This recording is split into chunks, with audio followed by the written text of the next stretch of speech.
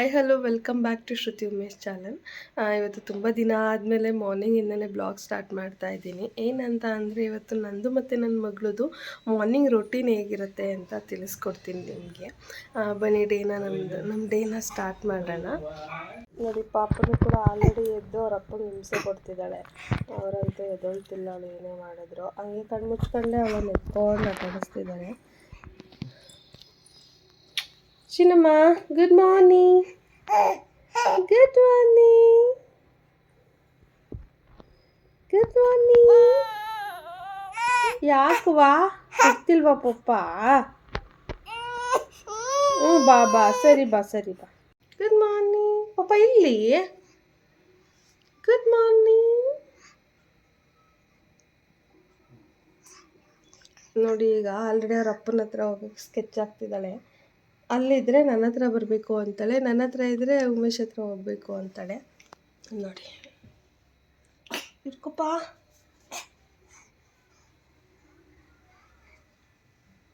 Good morning ಪಾಪ, I love you. Video ಮೊಮ್ಮಮ್ ತರಲ್ಲ ನಿಂಗೆ? ಮೊಮ್ಮಮ್ ಪಾಪ, ಮೊಮ್ಮಮ್ ತಿಂತೀಯಾ ಚಿನ್ನಮ್ಮ? ಓಯ್ ಚಿನ್ನಿ ಪಾಪ,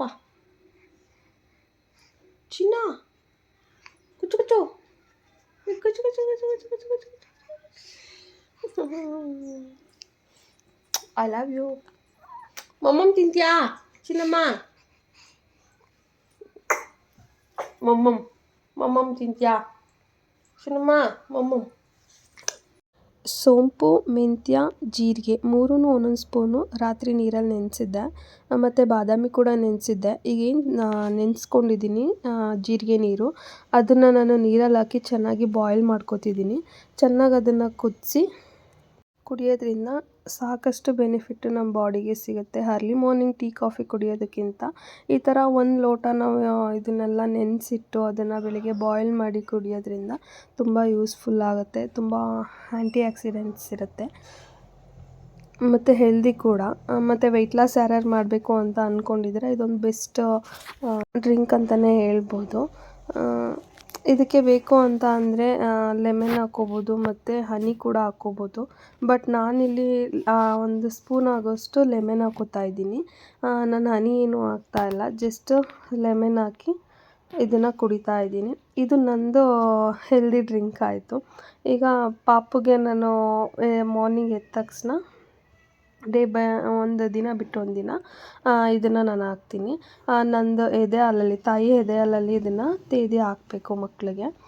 ಒಂದು ಬಾದಾಮಿ ಮತ್ತು ಜಾಯಿಕಾಯಿ, ಬಜೆ ಮತ್ತು ಒಣ ಖರ್ಜೂರ.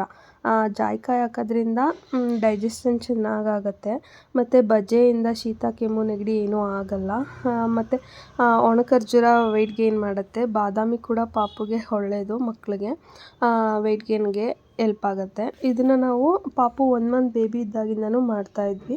ಅಮ್ಮ ಆವಾಗ ಮಾಡ್ತಾಯಿದ್ರು. ಇವಾಗ ನಾನು ಸ್ವಲ್ಪ ಕಡಿಮೆ ಮಾಡಿಬಿಟ್ಟಿದ್ದೀನಿ. ಇಲ್ಲಿ ಬಂದಮೇಲೆ ನನಗೆ ಟೈಮ್ ಸಿಗ್ತಿಲ್ಲ ಅಂತ ನಾನು ಸ್ವಲ್ಪ ಕಡಿಮೆ ಮಾಡಿದ್ದೀನಿ. ನಾವು ಬಜ್ಜೆನ ಯಾವಾಗಲೂ ಅದನ್ನು ಸ್ವಲ್ಪ ಸುಟ್ಟುಬಿಟ್ಟು ಹಾಕಬೇಕು. ಡೈರೆಕ್ಟಾಗಿ ಗ್ಯಾಸಲ್ಲಿ ಸುಡೋಕ್ಕೆ ಹೋಗಬಾರ್ದು. ಅದನ್ನು ಒಂದು ದೀಪ ಇಟ್ಕೊಂಡು ಅದಕ್ಕೆ ಅಂತ ಸಪ್ರೇಟು, ಪಾಪುಗೆ ಅಂತ ಒಂದು ದೀಪ ಇಟ್ಕೊಳ್ಳಿ. ಅದರಲ್ಲಿ ಕೈ ಎಣ್ಣೆ ಹಾಕಿ ಕೈ ಎಣ್ಣೆ ದೀಪ ಮಾಡಿ ಅದರಲ್ಲಿ ಸುಟ್ಕೋಬೇಕು. ಕೈ ಎಣ್ಣೆ ದೀಪದಲ್ಲಿ ಸುಟ್ಟು ಅದನ್ನು ಎದೆ ಹಾಲಲ್ಲಿ ತೇಯಬೇಕು. ನಾನೀಗ ಫಸ್ಟು ಬಾದಾಮಿನ ತೇಯ್ಕೊಂಡು ಮತ್ತು ಬಜೆ ಕೂಡ ತೇಯ್ಕೊಂಡೆ. ಅದಾದಮೇಲೆ ಒಣ ಖರ್ಜೂರ ಇರುತ್ತಲ್ಲ ಅದನ್ನು ಕೂಡ ಎದೆ ಹಾಲಲ್ಲಿ ತೇದಿಟ್ಕೊಂಡು ಲಾಸ್ಟಲ್ಲಿ ಏನು ಸುಟ್ಕೊಂಡಿದ್ವಲ್ಲ ಬಜೆ, ಅದನ್ನು ತೇದಿಟ್ಕೊತೀನಿ. ಇಷ್ಟನ್ನು ತೇದು ಹಾಕೋದ್ರಿಂದ ಮಕ್ಕಳಿಗೆ ಶೀತ, ಕೆಮ್ಮು, ನೆಗಡಿ ಏನೂ ಆಗೋಲ್ಲ ಮತ್ತು ವೆಯ್ಟ್ ಗೇನ್ ಕೂಡ ಚೆನ್ನಾಗಾಗುತ್ತೆ ಮತ್ತು ಡೈಜೆಸ್ಟ್ ಕೂಡ ಚೆನ್ನಾಗಾಗುತ್ತೆ. ಈಗ ಫುಡ್ಡೆಲ್ಲ ಸ್ಟಾರ್ಟ್ ಮಾಡಿರೋದ್ರಿಂದ ಮಕ್ಕಳಿಗೆ ಡೈಜೆಸ್ಟ್ ಆಗ್ತಿಲ್ಲ ಅಂತ ಅಂದರೆ ಇದು ಹಾಕೋದ್ರಿಂದ ಡೈಜೆಸ್ಟ್ ಆಗುತ್ತೆ. ನಾನು ಇದು ದಿನ ಬಿಟ್ಟು ದಿನ ಹಾಕ್ತೀನಿ, ಡೈಲಿ ಹಾಕೋಕ್ಕೋಗಲ್ಲ. ಏಕೆ ಅಂದರೆ ಬಜೆ ಹೀಟ್ ಇರುತ್ತೆ. ಸೊ ಅದಕ್ಕೋಸ್ಕರ ಅಂದರೆ ಒಂದಿನ ಬಿಟ್ಟು ಒಂದಿನ ಇದನ್ನು ತೇದಾಕ್ತೀನಿ. ನೀವು ಮನೇಲಿ ಒಂದ್ಸತಿ ಟ್ರೈ ಮಾಡಿ. ನಿಮ್ಮ ಮಕ್ಕಳಿಗೆ ಶೀತ, ಕೆಮ್ಮು ಏನಾದರೂ ಆಗ್ತಿದ್ರೆ ಇದನ್ನು ಒಂದ್ಸತಿ ಅಟ್ಲೀಸ್ಟ್ ಒಂದು 15 ಡೇಸ್ ಟ್ರೈ ಮಾಡಿ. ನಿಮಗೆ ರಿಸಲ್ಟ್ ಗೊತ್ತಾಗುತ್ತೆ. ಜಾಸ್ತಿ ಶೀತ ಕೆಮ್ಮೆಲ್ಲ ಆಗೋಲ್ಲ ಮಕ್ಕಳಿಗೆ ಇದರಿಂದ. ನೋಡಿ ನನ್ನ ಮಗಳು ಫಸ್ಟು ಬಾದಾಮಿದು ಏನಿದೆ ಅದನ್ನು ತಿನ್ನಿಸ್ಬಿಡ್ತೀನಿ. ಅದ್ರ ಜೊತೆಗೆ ಜಾಯಿಕಾಯಿ ಹಾಕಿರೋದ್ರಿಂದ ಆ ಫ್ಲೇವರ್ಗೆ ಅವಳು ತಿಂತಾಯಿಲ್ಲ. ಬರೀ ಬಾದಾಮಿ ಆದರೆ ತಿನ್ಕೊಬಿಡ್ತಾಳೆ. ಇದಾಗಿರೋದ್ರಿಂದ ತಿಂತಾಯಿಲ್ಲ. ತುಂಬ ಆಟ ಆಡಿಸ್ತಾಳೆ. ಇವಾಗಂತೂ ತಿನ್ನಬೇಕು ಅಂತ ಅಂದರೆ ಅವಳಿಗೆ ಟೇಸ್ಟ್ ಇದ್ದರೆ ಮಾತ್ರ ತಿನ್ನೋದು, ಇಲ್ಲ ಅಂದರೆ ತಿನ್ನಲ್ಲ.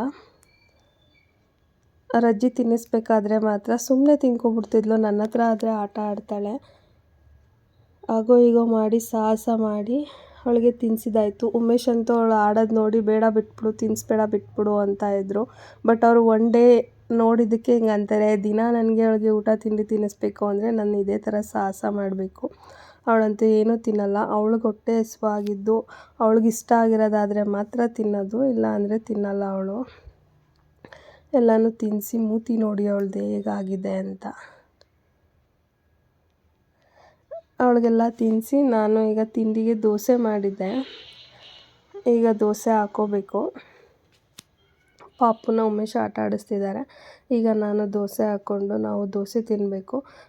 ನಿನ್ನೆ ಮಟನ್ ಸಾಂಬಾರು ಮಾಡಿದ್ವಿ, ಅದರದ್ದೇ ಸಾಂಬಾರಿದೆ. ಸೊ ಅದಕ್ಕೋಸ್ಕರ ಚಟ್ನಿ ಏನೂ ಮಾಡ್ತಿಲ್ಲ. ಅದೇ ಸಾಂಬಾರಲ್ಲಿ ದೋಸೆ ತಿಂದು ಖಾಲಿ ಮಾಡಿಬಿಡೋಣ ಅಂತ ಅಂದ್ಕೊಂಡಿದ್ದೀವಿ. ಈಗ ದೋಸೆ ಹಾಕ್ಕೋಬೇಕು.